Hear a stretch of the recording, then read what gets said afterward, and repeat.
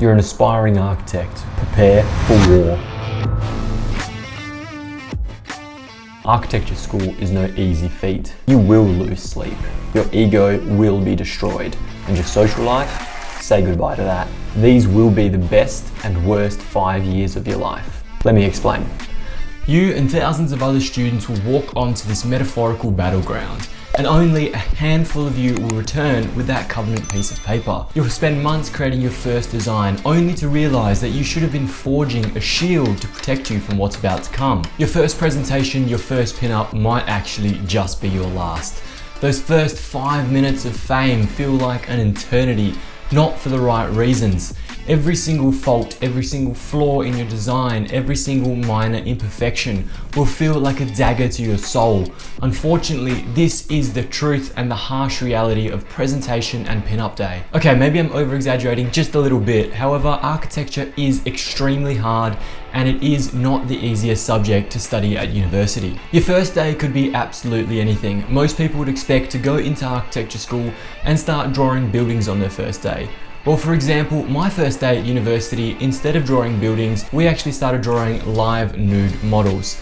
And they were all posing in the most inappropriate and uncomfortable positions. So trust me, it was uncomfortable and awkward as shit. It was not a pleasant experience. However, it gave us an incredibly good talking point between all the peers that we never really knew before. So basically the point of the first day of architecture is to get everybody out of their comfort zones with an extremely unique icebreaker exercise that every single year group is completely different. When you finally get to design something and you finally get to present on that pinup board, bring that shield. I'm being serious. For the next 5 years of your university degree, you're gonna need that shield to protect yourself and to protect your ego, because it's gonna get torn down every single time you present. It doesn't matter how good you are. The purpose of the presentation is to genuinely expose you to the rough reality of the real world, clients, councils, all sorts of people in the industry slowly tearing down your design and saying it isn't feasible, it isn't possible, or how can we make this work in a completely different way. So even though that experience was extremely traumatic for all people studying architecture, at the end of the day, I'm still very truly grateful for that experience because it taught me the harsh realities of what's about to come. Your undergraduate degree is 3 years long, at least it is in Australia. It is a mix of history, theory, technical drawing, and practical design. You'll need to spend hundreds and hundreds of hours studying each one of these topics just to pass, and you need to spend thousands of hours to be able to get a good grade. If you're thinking you're gonna get that ideal college experience where you're gonna be able to go out, party all night long, and just do whatever you absolutely want, well, I'm sorry to inform you, architecture is not the subject that you're gonna be able to do that with. Yes, there is gonna be times when you can do that, but most of the time your day will be 12 hours of studying, 10 hours of working, 2 hours of thinking, what the hell am I doing with my life, and no hours sleeping. But because you're not sleeping, you're most likely spending all your time on campus with a whole bunch of people very similar to you, which means you're gonna be spending all this time with people developing some of the strongest and longest lasting relationships of your life. To this day, I'm still incredibly good friends with everybody that I went to university with that made it through to the end. So it is truly an experience that you will cherish for your entire life. You will be taught how to design at architecture school. So if you don't know the actual principles of fundamental design, that's okay. You will be taught it. However, what you won't be taught is 3D modeling and 3D design. So you're gonna have to go out on your own time, spend your own money, figure out how you can actually design something in a 3D software package. So for example, if you're learning ArchiCAD, you need to learn all of that on your own. The university most likely won't teach you anything of the fundamental basics, so you'll have to go out and invest your own time and energy into the 3D software, the 3D rendering, and you're gonna have to learn it extremely fast. What you'll usually see is architecture school is filled with nice 3D models. Now, most of the time, most lecturers during the very early years of your degree will make you make these models by hand. You'll be usually using some sort of soft wood material, plastics, or anything in between. Sometimes towards the end of your degree, they will let you 3D print a model just to speed up the efficiency and get those ideas across. However, most of the time you will have to make something by hand to just genuinely teach you the art and value of model making and how much it can add value to your overall design. Those 3 years will go by incredibly quickly, mainly because you're extremely sleep deprived and have no perception of time anymore. but more so for the fact that if this is something that you truly enjoy, you will genuinely just enjoy those 3 years through university, and you won't really be thinking about the tough times that you've gone through. In Australia, however, those 3 years as an undergraduate degree, you'll feel all great, you'll go to your graduation ceremony, you'll throw your hat up in the air, but unfortunately that degree means absolutely nothing. You're going to need to spend a little bit more time at university and a little bit more time in the real world before you can call yourself an architect. So I do suggest that you go straight into your master's degree, which is another 2 years after your undergraduate degree, for a magnitude of reasons.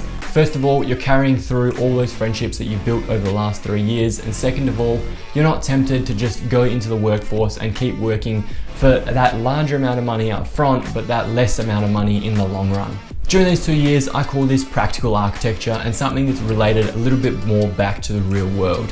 You'll be spending 2 years on one project, you'll be writing a thesis, you'll be not sleeping like always, and you will learn all the practical skills that you need to be a hireable grad when you finish your master's degree. The first year of your master's is a little less intense. It's usually the time that you actually understand what's going on, you figure out the practicalities of design, and you get your workflow streamlined relatively well. So you still might not be getting enough sleep, you'll still be spending most of your time at university, but overall you will understand the fundamental basics of the last 3 years. The final year of your master's degree is generally a thesis project, which means you have to investigate and explore a project in great detail. Now, every single university is different, every single campus is different, but overall you will be focusing all of your energy and all of your attention on this one project, which is really good because this is very similar to how the real world and real practices work. You're often working on one project for a prolonged period of time. You're not doing tens of thousands of little projects over the course of 6 months. So this will give you a really good indication of what it's like to work on one big project for a very long and extended period of time. Now, even when you finish your master's degree, you're still gonna need that shield, so don't go out and throw that shield away. The rest of your career is still going to be bombarded with critics and people who don't like your design. So if you're not used to your ego being bruised a little bit, you're definitely going to need to keep that shield for a very long time to come. Hopefully you'll finish off that degree, get a really good grade, throw your hat up in the air for the second time, but you still won't be able to call yourself an architect. In Australia, you need to work for a minimum 2 years full-time, which is equivalent to 3,300 hours of logbook experience broken down into a number of different categories.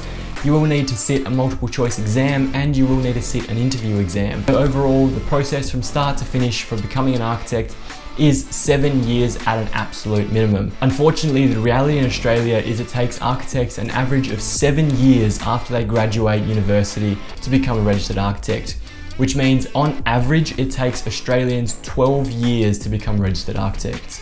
For me personally, it took 7.5 years. For some other people, it might take 20 years. It all depends on you. It depends how much you want to work, how much effort you want to put into it, and 7 years is the minimum, so make sure you keep that in mind. The truth about architecture is incredibly hard. There is almost a 95% dropout rate from day one to the day you graduate your master's degree. Everybody on campus thinks you're the crazy guys on the campus because you're always walking around like a zombie. You're always sitting in front of your computer, modeling, designing, rendering. You're gonna be up to all hours of the night just doing project after project.